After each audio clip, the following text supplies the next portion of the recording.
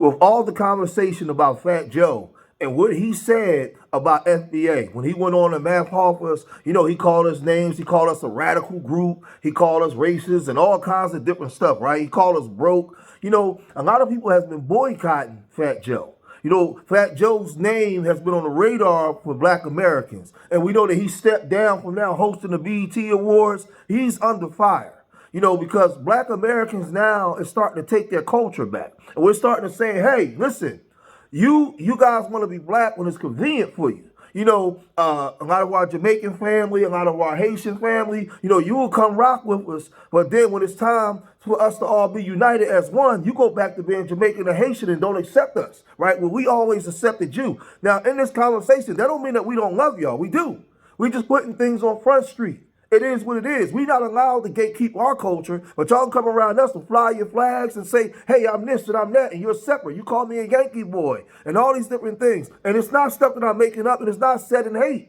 It's just saying, hey, listen, at this point, we want to gatekeep the things that we brought to the culture. That's all. It has nothing to do with hating nobody. It has nothing to do with us not loving y'all and y'all still not being our brothers. It's just us gatekeeping the same way y'all do, right? But Kool Holcomb, he spoke on this, and he took to his social media, and he basically went in on this. But before we get to Kool Holcomb, let's revisit what Fat Joe said first, and what started all of this. Check this out.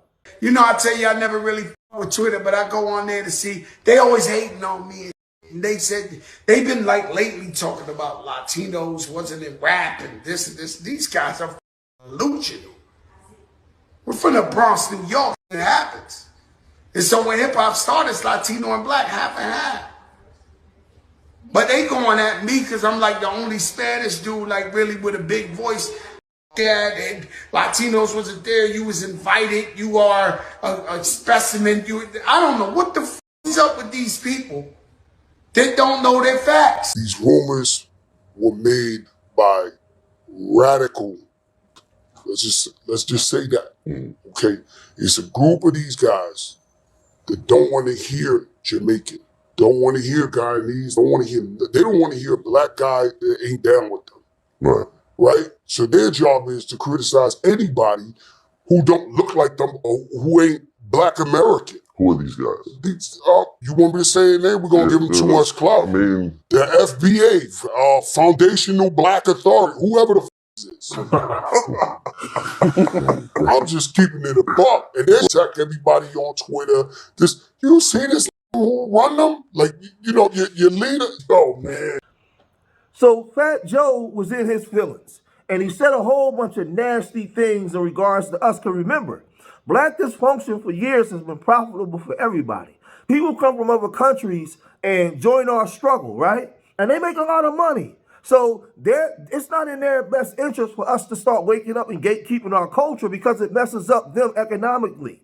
So this thing in the system of capitalism is about economics. A lot of groups can't afford for black people to be united. They can't afford for black people to now finally stand on something, right? So this is what Kool Holcomb and his crew, his panel said. Check this out. What is this Fat Joe stuff about?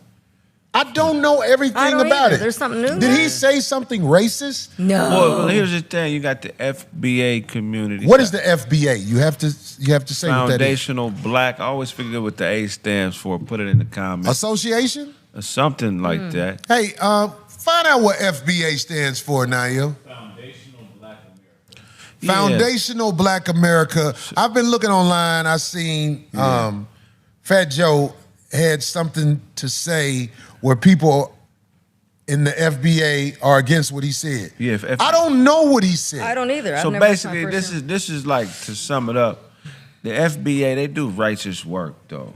So basically, us being black people that were from here, we are the most stolen from culture in the world. People steal everything we do, the way we dress, our music, just countless things that we fought for, from rights to whatever we've contributed has been taken, and people don't like to give us credit. So the FBA, they just basically stand on business. Anything that anybody tries to steal, like in a culture vulture type of way, they be online and they smash and they check people. And Tariq Nasheed is one of the top speakers of the FBA. As far as like, you know, he fights for us. So it's a just thing that they do. But Fat Joe being from Brooklyn and being a rapper, a lot of black people or people of African descent who don't necessarily identify as being who aren't FBA, foundational black people from America, they basically smash on the fact that, hey, yeah, you Jamaican or you're Puerto Rican, but you're not one of us because you don't accept us as one of you. So the things that we have started and the things that we have captained, you need to fall in line and pay respect where respect's due. And what happened with Fat Joe was the rap thing. So Fat Joe was saying that Puerto Ricans started hip hop. And right, but and I had to laugh at that. And then also Busta Rhymes was saying Jamaicans started hip hop because of Kool Herc being the first DJ. Yeah. So that's not a correct statement. That's an incorrect statement. Hip hop was started a long time ago by foundational black people during the bebop movement in the 30s. There's been elements of hip hop that existed far before hip hop, but what happened in the early 70s is when hip hop became a culture. And so that's the argument, because hip hop is counterculture. You know, it basically was started because we weren't given an opportunity in mainstream music. So the FBA has been smashing on Fat Joe and anybody that is trying to take credit for something that was started by us, people who were descendants of slaves or whatever, however you want to say it. So, and one of the people who speak highly, who go hard for it is DeJuan Brown. He's really an advocate of it. He goes hard. He be going in on a lot of people, you know what I mean? But it's a big argument because, you know, when it comes down to it, a lot of black people who aren't foundationally black as far as being from America, they be all for the fight according to the FBA when it comes to taking the resources that we fought for. But when it comes down to it, they separate. And they identify with what they are when it comes down to it. You know what I mean? Right, So they were really, basically checking them. They don't really that. Like that. Well, you're talking about them. They were checking Fat Joe. So they were checking Fat Joe. They checked Busta Rhymes. They checked a lot of people. I'm talking about like going. Well, hard. I know everybody uses black for what they can get out of it. Black people, since the beginning of the world, they use us for what they can get from us. Right. But they act like we're nothing. Right. I know that. I'm talking about even like what is Busta Rhymes? Jamaican. Jamaicans, Puerto Ricans, they're black when it works. Right. But they act like they're more. Not all. Some people know who they are. So some time ago, I posted a video where I checkmated. I checkmated the game. There's no more argument because Kool Herc and his elder Elroy, they did an interview where they explained the elder Elroy said before they start making Jamaican music, they copied Black American music, right? This is not me saying it. This video here is going to show you them saying it. So once we get the elders telling you, there's nothing else to talk about. It's not a diss towards Jamaicans. It's just telling the truth. The Jamaicans are still my brothers. I still love my Jamaican brothers. But we got to respect each other's accomplishments. That's all we're saying. Check this out. Jamaican 67. And came here, my mother was, learning about nursing. So she used to bring Smokey Robinson records, some Motown records down, plus my father bringing records from the wharf. And that's your next foundation? That's foundations. When I left from Jamaica, I came up here with a heavy accent. That's how I'm going back. I still got mine. I don't lose it. But, I come here and I try to apply reggae music to the American kids, and the heavy accent and the record, them couldn't understand it. Then Bob Marley, the Wailers came along and emphasized more on his vocabulary and the words, and people start pick up on it. So when I know when Eric Clapton made I Shot the Sheriff, I know that was a reggae record. I know that was a reggae record. So right there now, I use a lot of James Brown, a lot of, bass line in it, because James Brown is like a preacher to me. James Brown is another lynch. James Brown is another link. Not a foundation. Yes, I used his music and a few other, white groups like, Rare Earth, record called Get Ready, and then the Isley Brothers, a record called Get Into Something, and then some other records that I pick out because I don't play the stuff that the radio play. I play stuff that they should be playing. And rather you come to my dance and hear records that nobody else have. So I can scratch out the name of the records. My woman to scratch out the name of the record so everybody else don't have it. Yeah. You know? That's what it used to be from back in the day because we used to listen before we started make our own music in Jamaica. We used to listen to pure American music. People like Ruth Brown, James Brown, Smiley Lewis, Fancy Domino, you know, Louis Prima and Louis Jordan, them man there, you understand? And before we start make our own music in Jamaica, we used to listen to pure American music.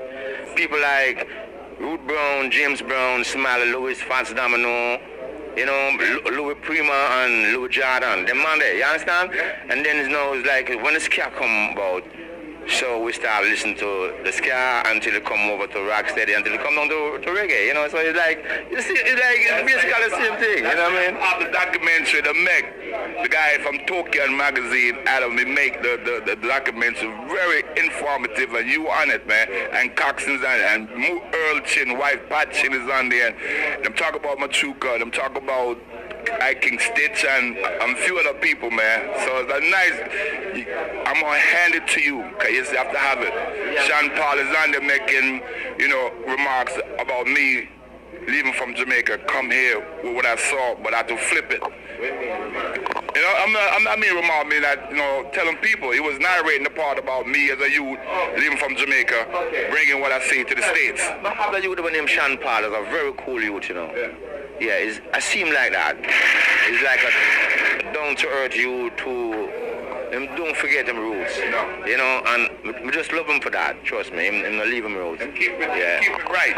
You know, I love that about him. And even Sly Dunbar is on there, giving him his input about reggae music and hip-hop and the whole evolution of it. Always like it's one family. And see, Kool Herc, you know, he's explaining how when he first came here, he had to amalgamate into Black American culture and had to play the records that was part of Black American culture. So he didn't come here and couldn't lead with Jamaican culture because nobody understood that. Nobody understood the language. He amalgamated himself into Black American cultures, sold the Black American DJs because, again, y'all didn't bring the sound systems either. I'm going to prove that in this video, too. So we're going to put an end to all the arguments and speculations, right? But let's look at the second half of what Corey Holcomb said about Black American culture and how people emulate. Check this out. You know, it goes down to Dr. Claude Anderson's definition of racism. His definition of racism is the competition for wealth and resources between groups of people. Mm-hmm. So even though Fat Joe may be wrong on some of his stances, I don't know completely, what the other people are doing is they're on code with their community. And that's what the FBA is trying to establish in our community, on code. You know what I mean? Like when it's time for them to form like Voltron and click up and be like, we are whatever we are, whether it's Jamaican, Puerto Rico, wherever they from, they do it. Right. We don't do it. So, and we're allowing them to come in and take resources according to that community. We're allowing them to come in and take resources when we need to put our flag in the dirt and fight. Like, nah, this, you know what I mean? Nah, bro. They said, Fat, look, I don't know everything about it, y'all, so don't hold me. Black people. Because I know we the most hated. We the most hated. It ain't no doubt from my 55 years on this planet. It was on my show. They're bragging, saying, I'm Filipino, I'm this. Everybody hate being black, right, but they use black to get what they can get out of it. Right. That's one thing I know. So I want to say to my people, when you see people talking about black people, trust me, it's an insecurity because they not black people. Black people are the people everybody try to be alike. Go to Iceland. You will see Icelandic citizens acting like us. We are the culture.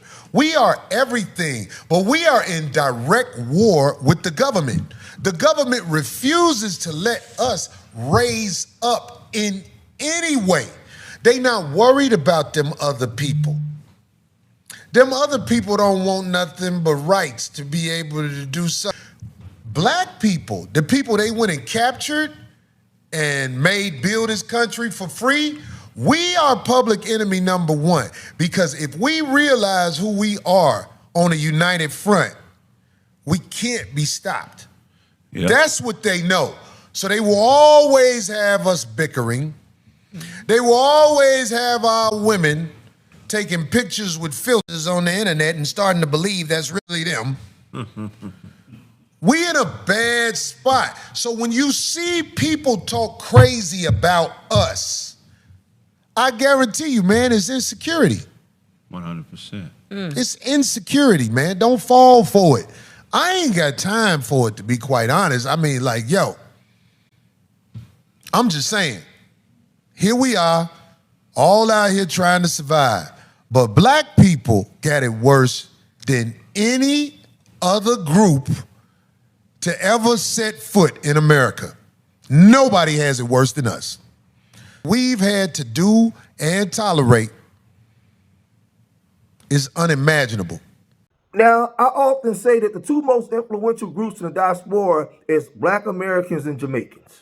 Around the world, hip-hop, R&B culture, and our music and reggae are the two most influential groups that a bunch of different music around the world sprouts out of. So Black Americans and Jamaicans are brothers and we're tied at the hip. But a lot of the culture Jamaicans copy, and that's okay. But they took it and made it into their own and created reggae, which is a worldwide genre now. And I respect my Jamaican brothers and sisters for that, right? We respect them for that. We love our Jamaican brothers and sisters, right? They're part of our cult. They're part of our people.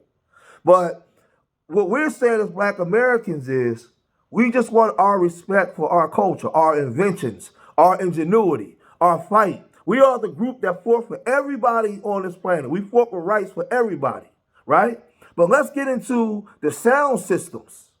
The sound systems that these Jamaicans are claiming that they brought to America, which Kool Herc is going to say that's not true, right? Watch this, because they said that Kool Herc brought this sound to America. Let's listen to what Kool Herc said. When your crew were playing out, there were several sound systems. No. The sound systems, the Jamaican sound systems were very prevalent in the tri-state area. Were you aware of those crews? No. And did they play with you at all in the clubs? No, never. So African Love, Downbeat, but never was in the in a space that they was at. Or no. No way, no shape, form, or fashion. Okay. I could tell you for a sound system is on the U.S. side. That's the Smith Brothers, respect them. Soul Brothers out of Brooklyn, Japan, Nell Gwynns, respect them. I don't know if it's a Jamaican crew, but I know the Soul Brothers, Japan, Nell Gwynns at 42nd Street. Okay. And they have brothers like Plummer, LaBoya, Flowers, and the Disco Twins. And their boys was really into technology and big, heavy sound. With me, I was just a guy who liked to hear my sound good, clear, for my audience. I was not a fanatic engineer or that. I'm basically power, mid-range, and high. These guys could go into triumph. So I'll say this, FDA, it's time to stand up. It's time to stand up and respect yourself and love your culture. Now, when I was doing my live streams all the time and I was talking, and I would always say Black dysfunction is profitable. And let me explain something to you guys, right? When other groups come here from foreign countries, a lot of times it's not personal. But their lifestyle is predicated on Black dysfunction in the communities that we come from because they make money based off of our dysfunction. So a lot of things that we vote for, they have to vote against. A lot of things that we stand for, they have to stand against. It doesn't make them just our enemies, but it's the way the system is set up. Because they come here, their way to make money is based off the conditions that we're in. Right? Because if we weren't in these conditions, then America wouldn't be so fast to just dump them into our communities as a dumping ground. Because we have $1 trillion spending power, but everybody else is benefiting from it but us. But once we start to gatekeep our culture and start to work with each other as a group, what does that do for all the other groups that was relying on us being dysfunctional? And that's the way the system is set up. And that's why other groups don't know how to respect you or don't want to give you your props. Because giving you your props can be detrimental to their growth. It's diabolical, but that's the way the system is set up here in America, man. And all the things that we have to endure as a people. So we got to wake up and we got to take our respect back. Remember, you teach people how to treat you. You teach people how to treat you. So if you say that you're FBA is not just a lineage. FBA is a culture. FBA is an action on how you're behaving. You no longer participate in a gender war. You no longer gang banging. You no longer doing all the things that's detrimental to moving our culture forward. You are now being the example. And when people see FBA people, they say that they not playing over there. They not like the other group. They not playing. They about business. We ain't gender warring. We ain't doing none of that stuff. We separate from everybody else. And we serious about our culture and getting our reparations. And y'all guys gonna take us serious because I'm tired of black boys dying and black mothers crying. We tired of it. We're creating. We want our just due. We want our just due, and we want cultural integrity amongst our group, man. Because that's what FBA is. Not just a lineage. It's a lifestyle. It's a culture. It's a culture, and everybody reaches in and takes from it and benefits from it but us. It's time we start benefiting from our culture. So I'm going to cut this video short here. If you made it this far in the video, hit that like button. Subscribe to Street Media TV. Leave your comments in the comment section. Remember, I love y'all. Till the next time. Peace.